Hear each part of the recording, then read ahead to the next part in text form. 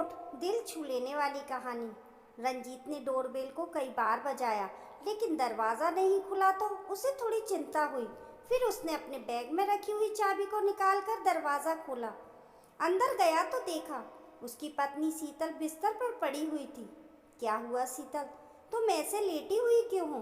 कब से घंटी बजा रहा था? शीतल हड़बड़ी में उठते हुए बोली, मुझे माफ़ कर दो, मैंने नहीं सुना। पता नहीं क्यों अचानक से पेट में दर्द शुरू हो गया।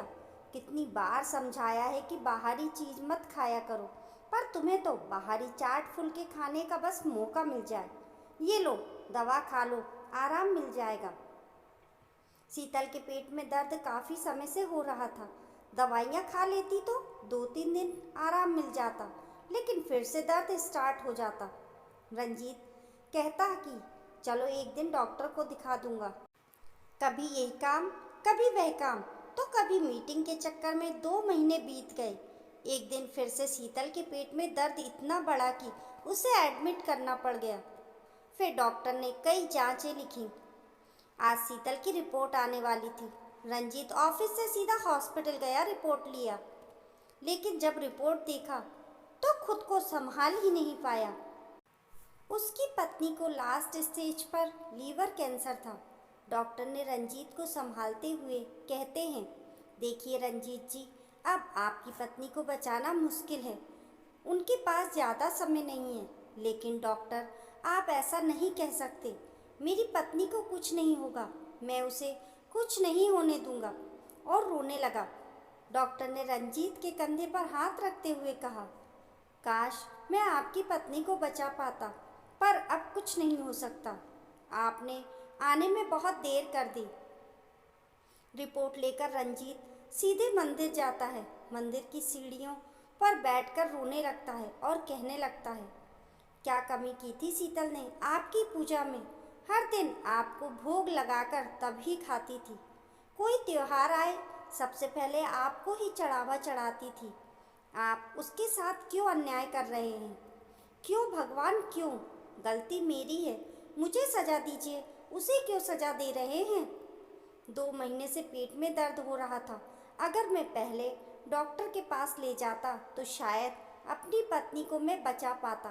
काश मैंने देर ना की होती। खुद को बार बार कोस रहा था रंजीत। बहुत देर तक वह मंदिर की सीढ़ियों पर बैठा रहा। हिम्मत ही नहीं हो रही थी घर जाने की।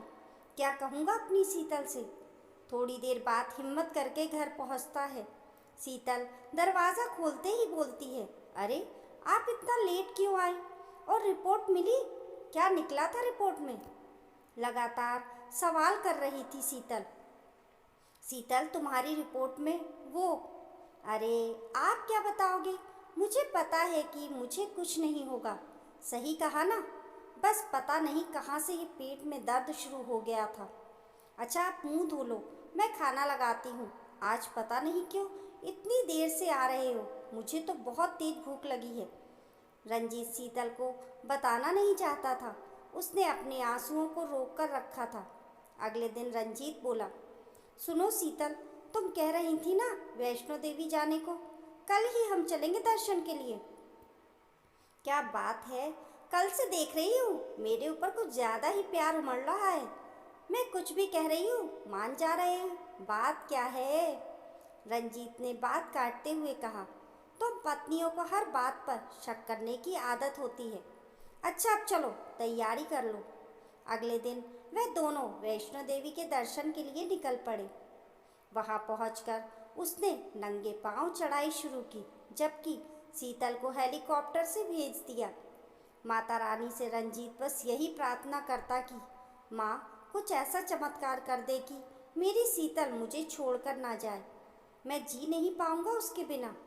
मैं अपनी पत्नी से बहुत प्यार करता हूँ। माँ, परिवार के नाम पर एक वही तो जीने का आसरा है, उसे भी छीन लोगी। दर्शन करके दोनों घर आ गए। दूसरे दिन रंजीत ऑफिस के लिए निकलने लगा कि तभी हॉस्पिटल से फ़ोन आया कि शीतल जी की रिपोर्ट बदल गई थी। जो रिपोर्ट आपके पास है वह शीतल जी की नहीं है। लास्ट नेम एक जैसे होने की वजह से रिपोर्ट बदल गई थी। क्या सच कह रहे हैं आप? हॉस्पिटल आकर सही रिपोर्ट ले जाएं और दूसरा वाला रिपोर्ट लेते आए। जी ठीक है। तो क्या शीतल की रिपोर्ट नॉर्मल है? नॉर्मल तो नहीं, पर शीतल जी को कैंसर नहीं है। किडनी के पास स्टोन बन गया है, जिसकी वजह से दर्द रहता है, और ये डरने वाली बात नहीं। कुछ महीने दवा रेगुलर करेंगे तो स्टोन गल कर निकल जाएगा। मतलब मेरी शीतल को कैंसर नहीं है। रंजीत की खुशी का ठिकाना नहीं था। ये तो वैष्णो माता का ही चमत्कार है। वह मंदिर में जाकर माता रानी का शुक्रिया अदा करता है। पिछले एक हफ्ते से शीतल को खो देने का डर जो था मन में, आज उससे मुक्ति मिल गई थी। और एक सबक भी कि कभी भी शरीर के किसी अंग के तकलीफ को अनदेखा ना करें। कहीं बाद में छोटी सी तकलीफ किसी बीमारी का विशाल रूप ले ले तो बस पछतावा ही पड़ेगा।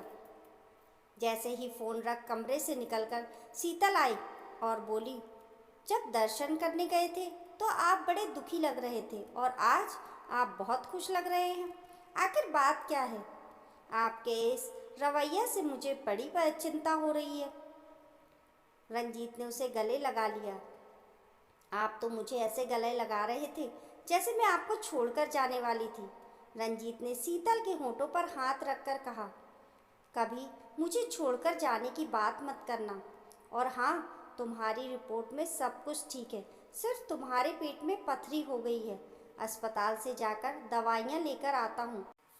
रंजीत के बिहेवियर को शीतल समझ नहीं पा रही थी, और ना ही रंजीत ने उसे समझाने की कोशिश की।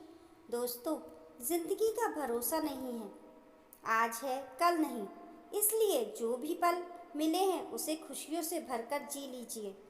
आपको आज की हमारी कहानी कैसी लगी कमेंट करके ज़रूर बताइए।